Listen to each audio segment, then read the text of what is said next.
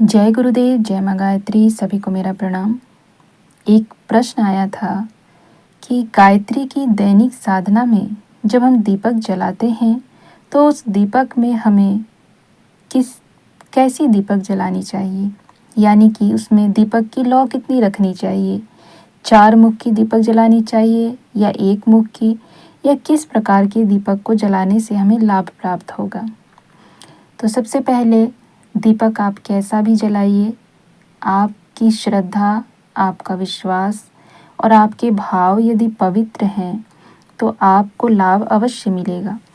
परंतु फिर भी आपको यहाँ समझाने के लिए मैं बहुत सारे उदाहरण देकर आपको समझाने का प्रयास करूँगी, जिससे कि आपके मन में कोई संदेह ना रहे। गायत्री की दैनिक साधना में आपको जिस प्रकार से भी उपासना करनी हो आप कर सकते हैं। माँ आपके भाव को पढ़ती हैं, आपके मन को पढ़ती हैं, आपके विश्वास को देखती हैं, आपकी श्रद्धा को देखती हैं और आपके भाव को वो अपने हृदय से लगाती हैं। तो आपको सबसे पहले तो अपने मन से ये शंका निकालनी है कि यदि हमने किसी और प्रकार से दीपक जलाया तो हो सकता है कि हमारी साधना फलीभूत ना हो या हमें उसका लाभ ना मिले।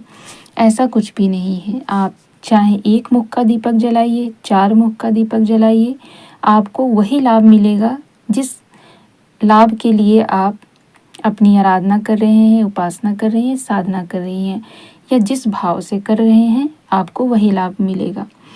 अब आते हैं इन लॉजिक पे कि बहुत से लोग 4 मुख का दीपक जलाते हैं, बहुत से लोग 1 मुख का दीपक जलाते हैं, बहुत से लोग अखंड दीपक जलाते हैं। तो अनेक प्रकार के लोग इस तरह के अलग अलग प्रकार की विधि का उपयोग क्यों करते हैं। तो इस विषय में एक कथा बताती हूँ मैं आपको। बहुत ध्यान से इसको सुनिएगा और बहुत ध्यान से इसको समझने का प्रयास कीजिएगा। कथा ऐसे है कि एक बार मीरा जी भगवान कृष्ण के मंदिर में थीं और संयोगवश उन्होंने अपना पैर भगवान कृष्ण की मूर्ति की तरफ किया था और बड़े आराम से वो बैठकर लेटकर अपने भजन में मग्न थीं, भगवान कृष्ण के धुन में मगन थीं, भगवान कृष्ण के ध्यान में मगन थीं। लेकिन तभी पुजारी जी आते हैं और पुजारी जी यह देखकर बहुत क्रोधित हो जाते हैं। क्रोधवश वह आकर मीरा को डांटने लगते हैं और कहते हैं कि तुम्हें जरा सी भी शर्म नहीं है, तुम्हें जरा सी भी अपनी बुद्धि का उपयोग नहीं किया, तुमने भगवान की तरफ अपना पैर कर लिया।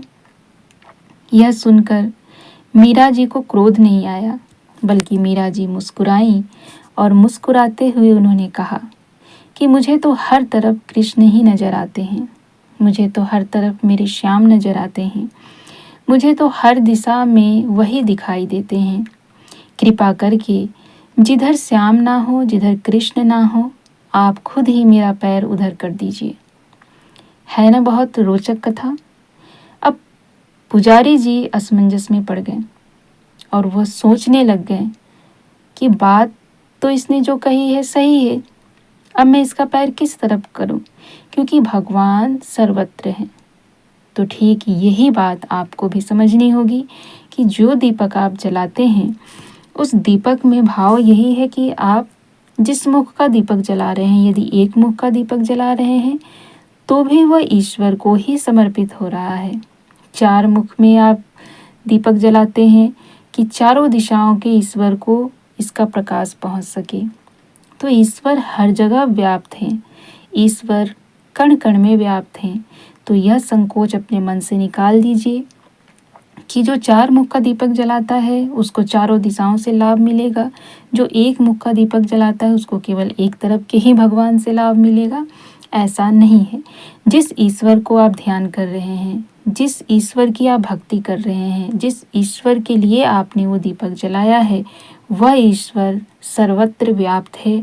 इस बात का ध्यान रखिए और जिधर भी आप दीपक जलाएंगे उधर उस ईश्वर को प्रकाश पहुंच जाएगा। जो आपने श्रद्धा अर्पित करना चाहा है वो श्रद्धा उन तक पहुंच जाएगी। तो ये है सारी बातें जो आपको हमको सबको समझना होगा कि भक्ति में बहुत ज़्यादा हम 3-5 की बातें नहीं समझकर केवल श्रद्धा और भाव की बात को समझें। अब आते हैं दूसरे उदाहरण पर। जो लोग गायत्री परिवार से जुड़े हैं वो बेशक इस बात को अच्छी तरह से जानते होंगे कि जो हमारा अखंड दीपक है, जिसे पूज्य गुरुदेव ने 1926 में जलाया था 15 वर्ष की आयु में, जिसके समक्ष बैठकर वह अपनी उपासना करते थे, और उसी दीपक की लौ से उन्हें उनके आध्यात्मिक गुरुदेव का दर्शन हुआ था और आध्यात्मिक गुरुदेव ने उन्हें आशीर्वाद भी दिया था। तो वो अखंड दीपक जिसके समक्ष इतने बड़े बड़े कार्य हुए थे, उस अखंड दीपक की लौ भी एक ही है। कभी भी आप शांति कुंज जाएं तो इसे अवश्य ध्यानपूर्वक देखिएगा, और यदि ना गए हों तो अनेक वीडियो और फोटो में आपको अखंड दीपक जरूर दिखाई देगा। उस अखंड दीपक को भी आप देखकर ये समझ सकते हैं कि यदि पूज्य गुरुदेव ने भी यही बात सोची होती तो वो 4 मुख, 8 मुख, 10 मुख, 10 दिशाओं के लिए 10 मुख वाले दीपक जला सकते थे, लेकिन नहीं। ईश्वर सर्वत्र है।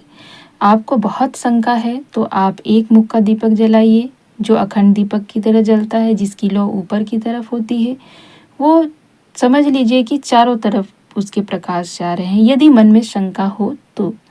अन्यथा आपको मेरे पहले बताए गए उदाहरण से तो समझ आ ही गया होगा कि दीपक चाहे आप एक मुख का जलाएं, चाहे 4 मुख के जलाएं, चाहे 3 मुख के जलाएं, आपको लाभ आपकी श्रद्धा और आपके भाव के अनुसार ही मिलेगा।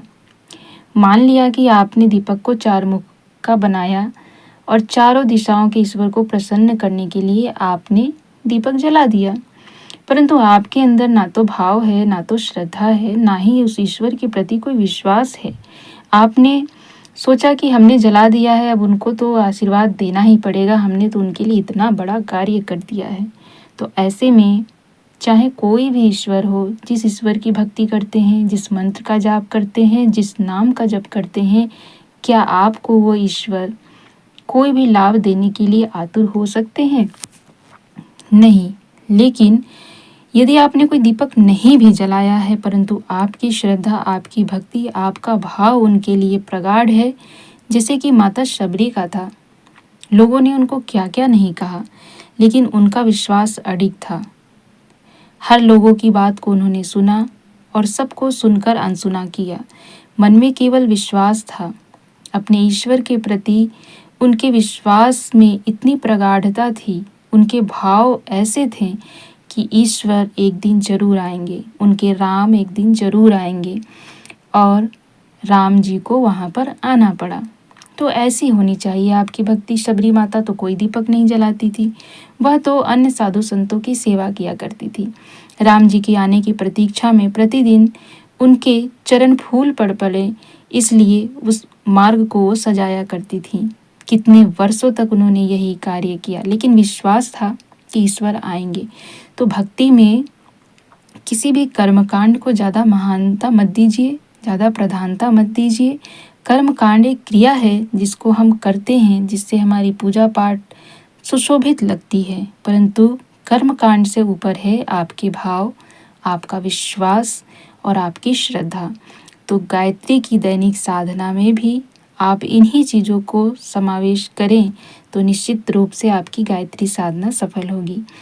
इस तरह की बातों में अपना समय व्यर्थ न गवाएं कि यदि हमने गायत्री माता को एक मुख का दीपक जलाया तो वो कम प्रसन्न होंगी, यदि हमने उन्हें 4 मुख का दीपक जलाया तो बहुत अधिक प्रसन्न हो जाएंगी, यदि हमने घी का दीपक जलाया तो वो और ज़्यादा प्रसन्न हो जाएंगी, तेल का दीपक जलाया तो कम प्रसन्न हो जाएंगी।